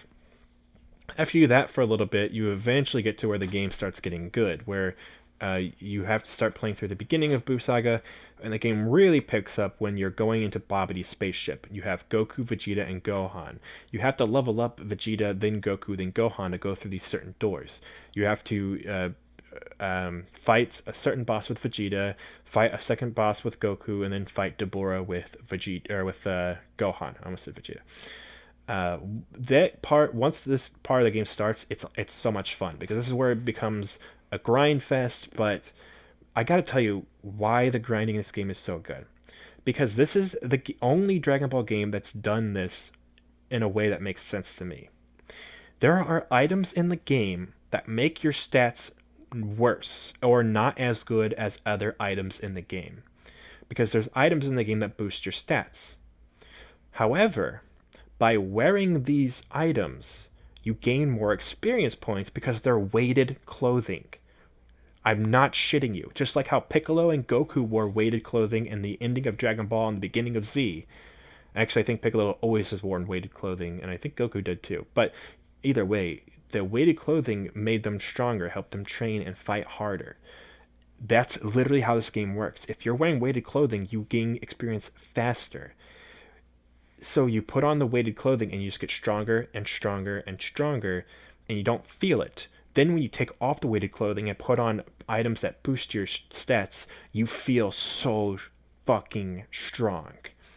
It is a fucking just it's bliss to play this. It is so fantastic. And you get to level up 5 different characters: Goku, Vegeta, Gohan, Goten, and Trunks. The best part about Goten and Trunks is that they can fuse into Gotenks. By fusing into Gotenks, it literally combines your 2 character stats, which means you can fucking do insane combinations of stats. If you just focus on certain stat points with each character, the Gotenks will be a super, super powerful character because he will have like full on strength. If you make one character have like full strength and another character have full strength and fuse them, their strength stats for Gotenks will be amazing. He'll kill people in like one hit. Or then you, and it makes you feel like you fucking are a badass like superhero in the Dragon Ball universe.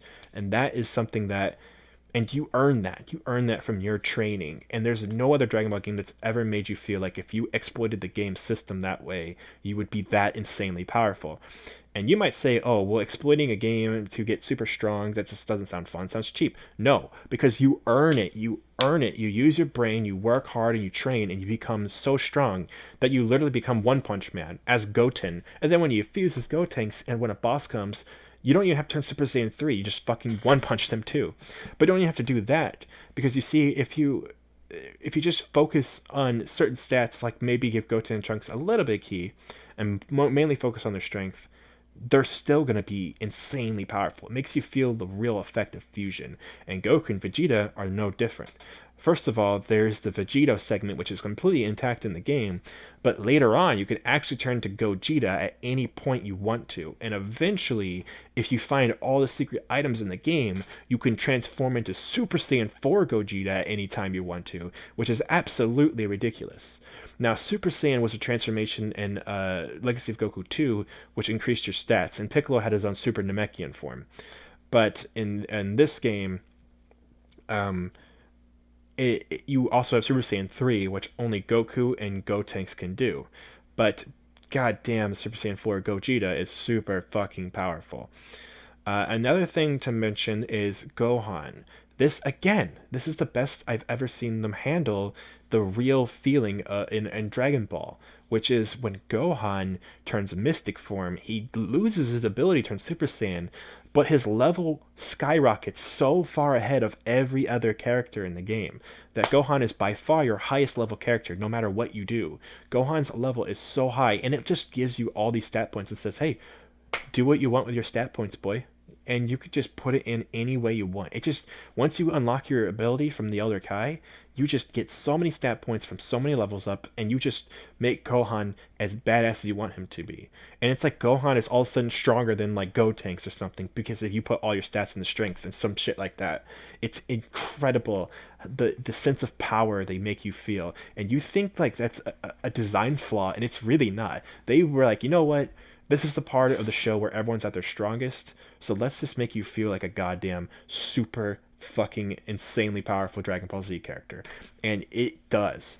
And, you know, what do I have to say about all the rest of it? Well, they padded out the game a lot. There's a lot of filler and padding to make the game last a lot longer. And that is good, because you want to get stronger. You want to keep playing. You want stuff to do. You're getting stronger and doing busy work, but you're going to grind anyway to get the most out of the game. So this is a good thing. The way the game works and the pacing of it all is a lot of fun. And at the end of the day, by the time you get to the end game, it's just a fucking blast of a game. It really is probably the best Dragon Ball Z RPG I've ever played, but I would love something more turn-based that could take on some of these elements, like learning something like uh, taking on like weighted clothing to gain more experience points. In the perfect world, I think that the best Dragon Ball Z RPG ever would take elements from both Legacy of Goku 3, or well, Boo's Fury really is what it's called, and Super Saiyan Legend of Super Saiyan or Super Saiyan Detsu, because I would love a Dragon Ball game that affects and changes a story based on your decisions, while it also lets you really feel like you're customizing your Dragon Ball Z characters. Like maybe you could make Gohan learn different abilities based on if you spend more time with Goku and or Piccolo or something along those lines, or like maybe Trunks could train with Vegeta or Gohan, and he could end up more like Buu Saga Trunks or more like Future Trunks, depending on how you train them, or something. Or maybe Goku can learn like almost everyone else's abilities just like he can in the show, but you have to like make him learn them. Or maybe the Earth heroes who've all died, like Yamcha and Tien, can go to the underworld, or go to King Kai's planet and learn Kaioken and Spirit Bomb,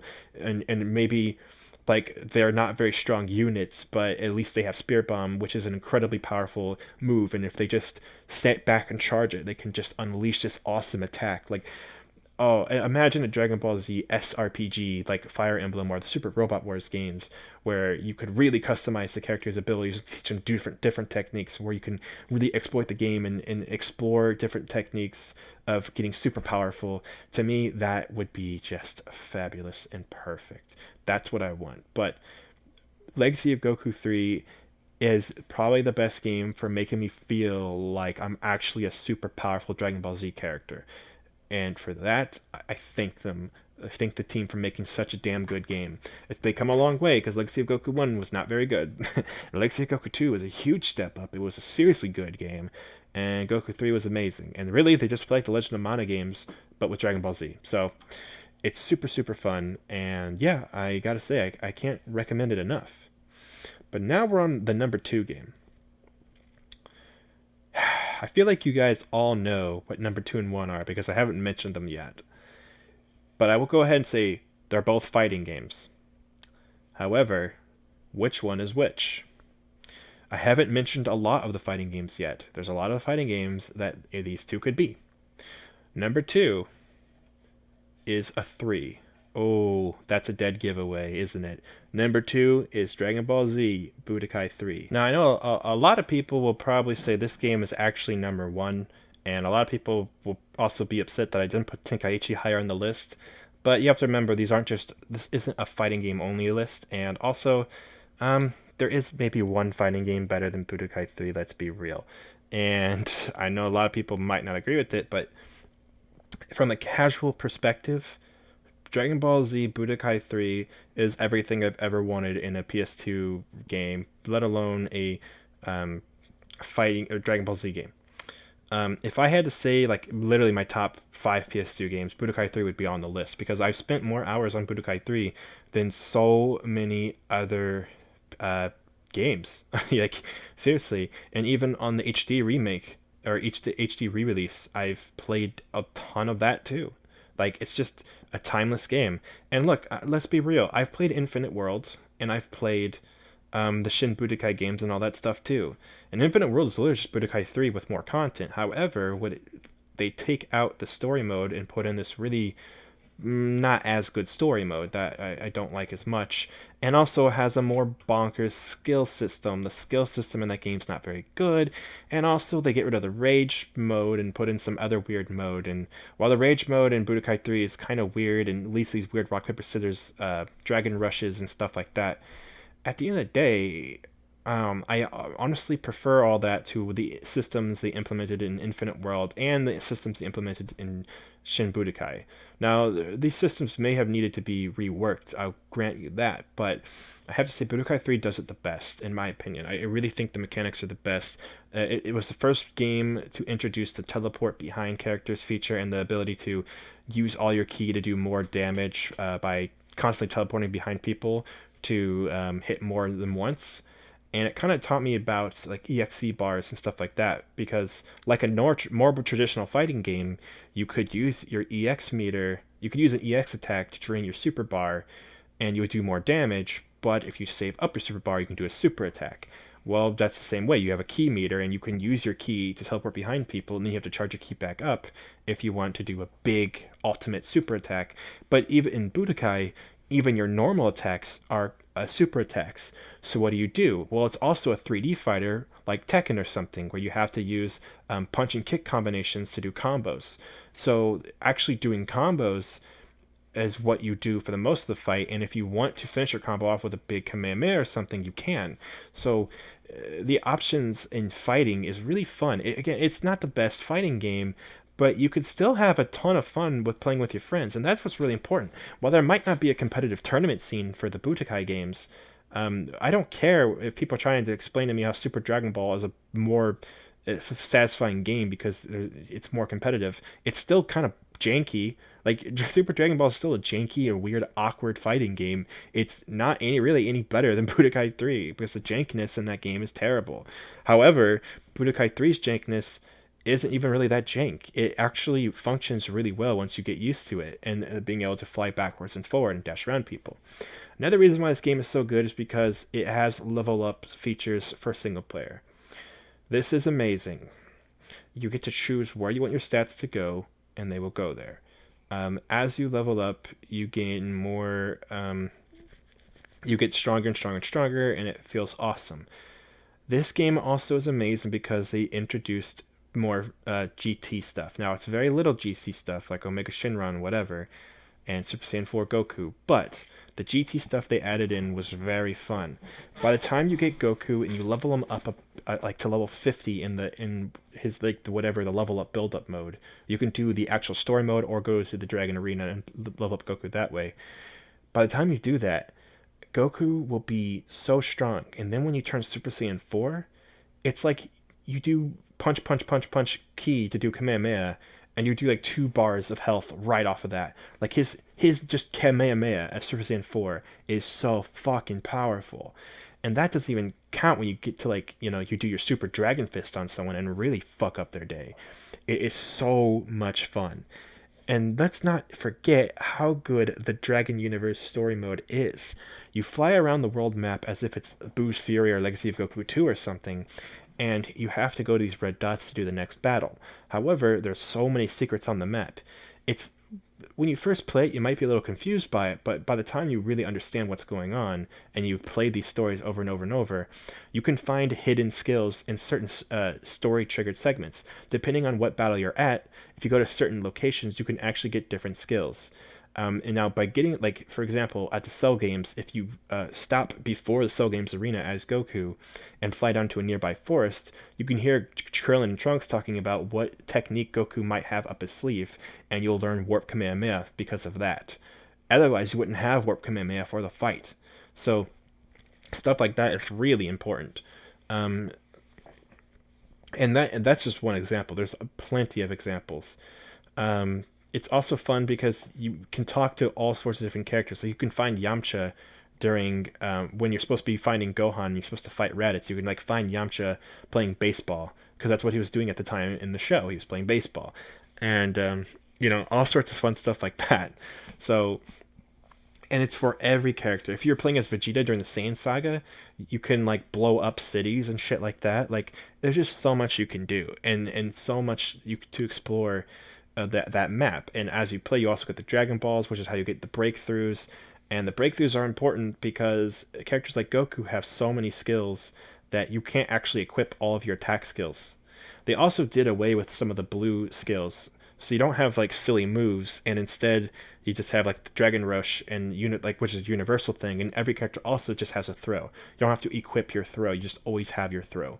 So, and what was fun about this was that characters like Goku didn't even need items on. He didn't need items like to give him higher defense or higher whatever, because you could just seriously slap on Super Saiyan 4, and if you really wanted to, Super Saiyan 4 Gogeta, and you could just ruin anyone's time. However, other characters needed a way to keep up with the characters who could transform to, like, Gohan can go Ultimate Kai or Elder Kai form. That's like a strongest Super Saiyan 3 Goku in Budokai. How does a character like Tien keep up with that? Well, you can just use some of your item skills that give you more defense and more attack power, so he feels like he can keep up with these characters. But then there's other characters like Kid Buu who don't even need to transform, and they're already really fucking strong. And then you add their items, and they're like a little overkill. Or you can be Goku and just add items on as if he's like an Earthling and have fun that way. So there's a lot of ways to play the game and have fun, but for the most part, if you want to win, you should probably pick a Saiyan who can go to Super Saiyan 3 or Super Saiyan 4, and you should probably pick, and I mean like Gohan's Elder Kai goes as like Super Saiyan 3. You should probably put on some good items, and you should probably, or you should pick like Omega Shenron or Kid Buu or some shit who are like super fucking powerful. Or this game also was the first time Brawly and Cooler were in the game, and that was a blast too. So, honestly, Budokai 3. Do I even have to explain why this game's so good to people? I mean, everyone really knows. It's the single player aspects. It makes it one of the most fun, casual single player Dragon Ball experiences possible. And then you combine that with an actual functioning and fun multiplayer mode that is still fun to this day. And it's unlike other fighting games to this day. I don't know why that formula of fighting game is so considered to be so bad now. I don't know what happened and why people think that games like the Naruto Ninja Storm games are better than the Budokai games or something like that. Or why do people want games like Xenoverse and stuff like that as well? I don't get it. Now, I will go ahead and mention the honorable mentions before I say what number 1 is. First on the honorable mentions is a game that's completely disqualified because it's not an actual licensed game and you can't buy it. It's fan game. And that would be Hyper Dragon Ball Z, or whatever, the Dragon Ball Z Mugen game made by I forgot the name of the people. Let me find it real quick. Yes, Team Z2. That's what I wanted to say, because in Mugen games, again Mugen, if you want to put in some of the characters, they're always called Goku Z2 and Vegeta Z2. And I had those characters in before I ever started playing Hyper Dragon Ball Z, because at the time it was just like they made Goku and Vegeta, and the whole point was to make them to where they would fit alongside other Street Fighter characters, and they wanted to be a fighting game that would be on Street Fighter's caliber, and it feels super fun because of it, and it feels super unique compared to other fighting games.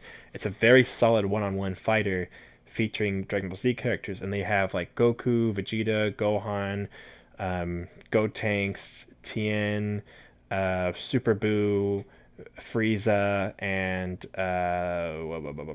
Piccolo. And they're always working on more characters. I know they're working on Android 18 and Krillin as well. I don't know exactly. I haven't kept up with it in a while, so I don't know every character's out. Though I think Goku Black happened too. There's a lot of also bonus characters and stuff like that. Fantastic game. Honestly recommend it super highly. But not an official game, so I couldn't put it on the list. Even though I love it. I love it. It's super good. Next up, I have to do another honorable mention. Supersonic Warriors 2. Now, Dragon Ball Z Supersonic Warriors is a fantastic Game Boy Advance game. That's all there is to say. It's a fucking fantastic game. Later on 3DS, there was Extreme Battalion, which is also pretty damn good, but was no replacement for Dragon Ball Hyper Fighters. However, the team that did Extreme Battalion later went on to do Fighters Z. So, yeah, and Extreme Battalion did a lot of things right, just also did a lot of things wrong. It also was very, very inspired by their other game, Supersonic Warriors 2 on the DS. This is the only game mentioned on the actual DS, and it's the best of the Supersonic Warriors games. Every character's story is like a little what-if mission, and so this is a total honorable mention that totally deserves to be mentioned, and you guys should really look into it. But I think most people realize how good that game is. But also, I really have to say, it's just not quite on the list. If I had to rank the 10 games plus the 2 mobile games, I would say it's not quite on the list. I'd still say all the other games are better. But it's still a fun, fantastic game. However, you probably know what my number 1 is, because I just said it and I make a bunch of videos about it. It's Dragon Ball FighterZ. Now, I know a lot of people have complaints about Fighters. I know a lot of people don't like the story mode. I think story mode could have been done so much better. I would have honestly preferred dedicated arcade mode endings for each individual fighter than one stupid story mode full of repeat battles that wasn't very good. I also didn't really care much for the Android 21 story that much, and was kind of let down by that character. And now when I play Fighters, almost no one picks her, and no one really cares about her. Everyone really just likes seeing their actual classic favorite Dragon Ball Z fighting characters in the game, but that's fine. But we give credit where credit is due in the story mode. There's a lot of really fun and awesome moments of dialogue in the game. The writing for the dialogue is fantastic. Seeing all the characters interact with each other, you get some fantastic moments. So let's not like totally shit on the game. There's just too much good to ignore. However, I really wish the story mode would have focused on like literally every single character. Now they could have done something like what Mortal Kombat and Justice do, where they focus on one character with like a few chapters, and maybe that one character would get different teammates for each battle. That could be really fun, like they're bouncing around different moments. Or they could have done like something like Supersonic Warriors does, where you start out with one character, and sometimes that character is fighting by himself, sometimes the character fights with other characters. All that sounds good. So why would you, why would you do what they did? So either way, whether if they want to do like battles based off that character's story, or battles based off of just like their own story they made up, like how they kind of did, something like that would have probably been a lot better. The RPG elements really made me think I would enjoy the story more, but really it just kind of locked me out of certain characters that I couldn't really use throughout the game, which just more so just bummed me out. So I would have honestly preferred, seriously, just dedicated arcade mode endings that were like kind of long and done with the same animation style as the cutscenes. Those could have been a lot of fun. Like I love that in Super Dragon Ball Z2 in the arcade game, it's based all on the Cell Saga, and depending on who you play as, the ending for the Cell Saga is different. And if you beat it as like Gohan, it's mostly the same because Gohan's supposed to defeat Cell. But if you beat it as Goku, Goku convinces Cell to be friends with him, sort of like he did with Vegeta and Piccolo. And it's just really funny, the idea that like Goku could convince Cell to hang out with them and be a good guy, sort of like how he's doing with Broly in Super Broly. And so that was like a really fitting and fun ending for that character. I don't remember everyone's ending, but you have to like imagine Vegeta's ending as him like actually conquering the world or some stupid shit like that. So yeah, stuff like that would be a lot of fun. Like it could be really cool to see those characters with different endings, and plus then when they do DLC characters, they could have little cutscenes too. I know that would probably add to development time for those characters, but at least it could be a lot of fun and interesting and get them in on the action versus what they did with the story, which I didn't think was the best use of the cutscenes. Some of them are really good, not all of them. This isn't a review or for Fighters or saying this is just me trying to say what could have been done better. This is, after all, my number one game. So if I'm saying all of this, how is it still the best? Literally, it's the best game because, for one, I honestly think the gameplay in combat is so much fun that it wins out on all the other Dragon Ball Z fighting games alone just for that. I could play this game with my friends for hours, especially if we're all really trying our hardest at it and doing cool shit. It's so much fun. It's one of the most fun competitive fighters I've ever played, period, because it doesn't feel like any other competitive fighter.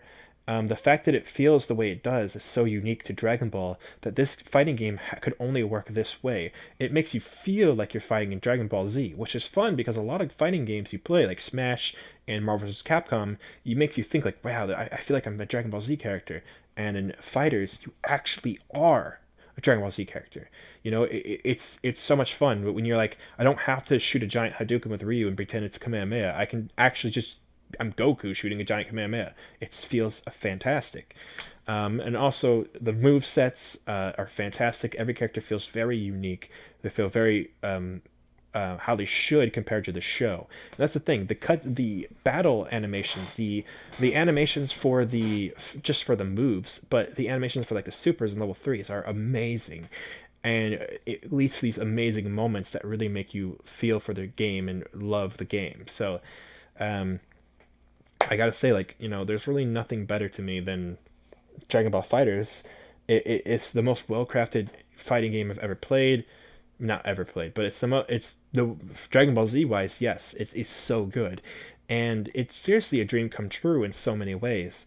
And the best part about it is that it's not only is it just like my dream game that I've always wanted to play and it became a reality, it's my dream game that became a reality in modern times, meaning that we get updates for the game. And the best part about that is that Super exists right now.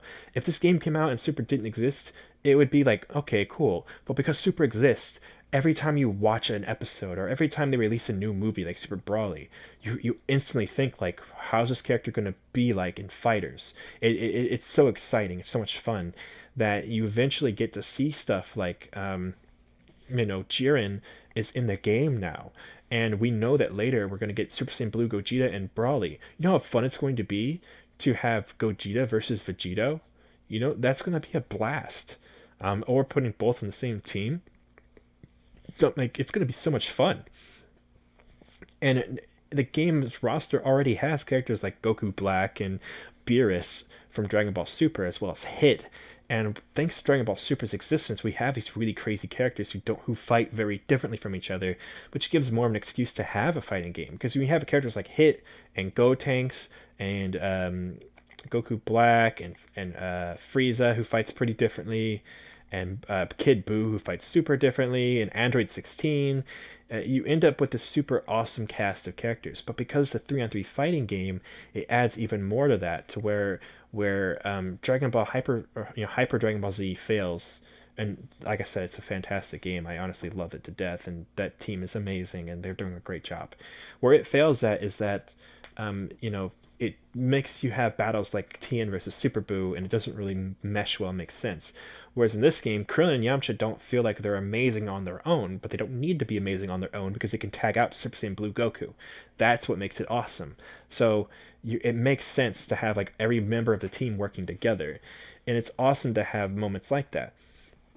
Characters like Nappa are in the game, and it can be combined with all sorts of fun characters. And now they have Saiyan Vegeta, so you can have Vegeta and Nappa fighting together, side by side.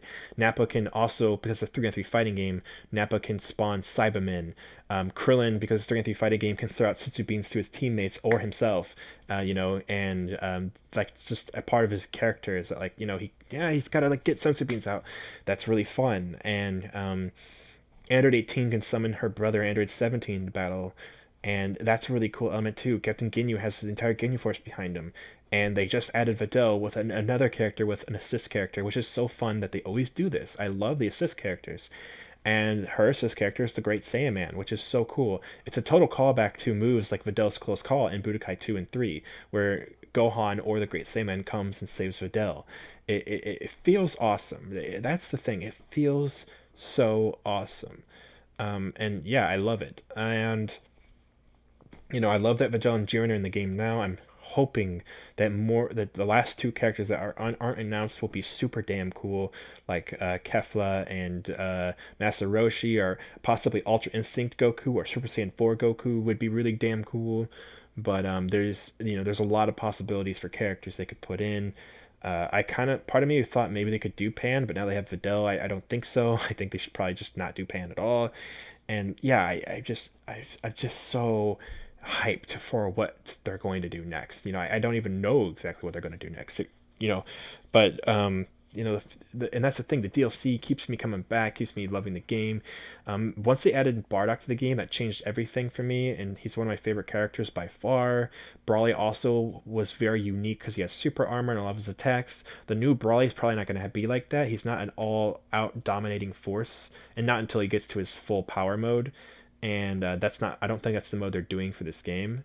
He's actually going to fight kind of unique and different compared to the Brawly we already have, which is a good idea.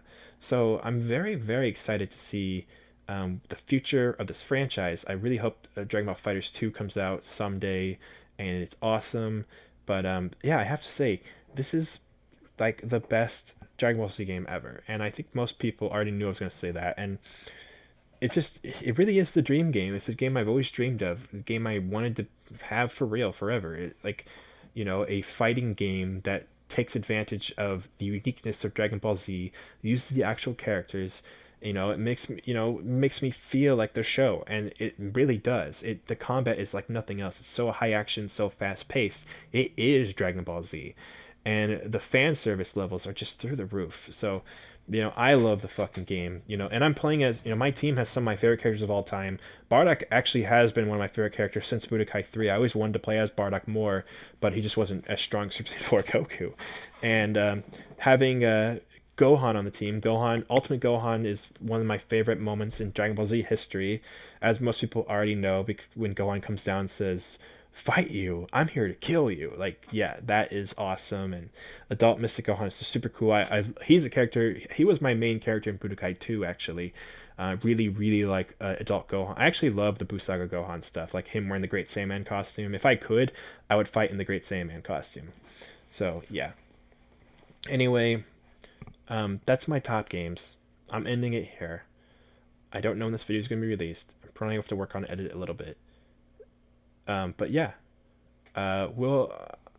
I know I just kind of talked about all that, but what is left to say about these games besides they're all fucking good? And the main reason I made this list is because a lot of people make lists and put weird mentions and features and blah blah blah. I think for the most part, Team 4 Star's list of games is really damn good, and so you should listen to them as well. But most lists are not really that good, and so I hope this directs people in the right direction. Yeah, so I'm gonna catch you guys on the flip side and catch you guys on the next one. So peace.